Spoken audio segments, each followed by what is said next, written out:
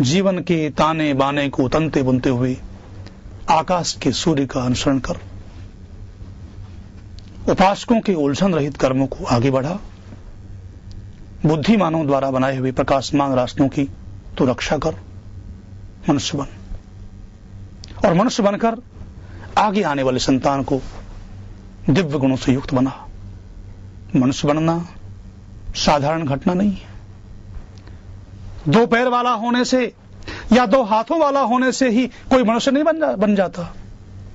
मनुष्य के निर्माण की प्रक्रिया बड़ी जटिल है, बड़ी दीर्घ है। मनुष्य बनने के लिए बहुत लंबे समय तक प्रयास करना होता है, तब कहीं सच्चा मनुष्य बना जाता है। ये साधन वेद बताता है। वेद में बताए हुए इन साधनों को अपने जीवन में ढालोगे तभी मनुष्य बन पाओगे।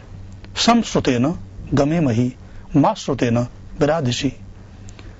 वेद मंत्र उपदेश यह भी करता है कि मनुष्य अपने जीवन में जो कुछ तुम अच्छा सुनते हो, अच्छा पढ़ते हो, उसको अपने जीवन में धारण करो।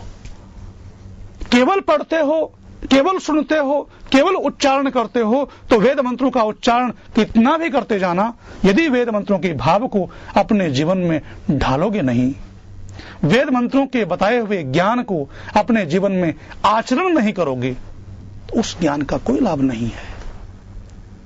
वेद कहता है स्थाणुरयम भार हारो।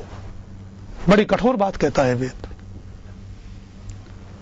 वेद ने जिस शब्द का प्रयोग किया है उस शब्द का हम प्रयोग नहीं करते। वेद कहता है कि वो एक भार ढोने वाला पशु है। जो मनुष्य वेद मंत्रों का पाठ तो करता है, उच्चारण तो करता है, परंतु उन वेद मंत्रों को अपने जीवन में ढालता नहीं है।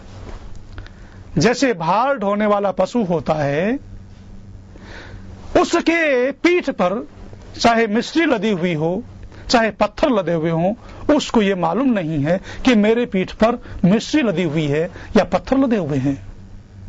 ऐसे ही जो मनुष्य वेद मंत्रों का उच्चारण तो करता है, सदग्रंथों का उच्चारण तो करता है, उनका पाठ तो करता है, परंतु उनको अपने जीवन में ढालता नहीं है, वो व्यक्ति भी उस भारवाहक पशु के समान है। वेद बड़े कठोर शब्दों में ये बात कहता है।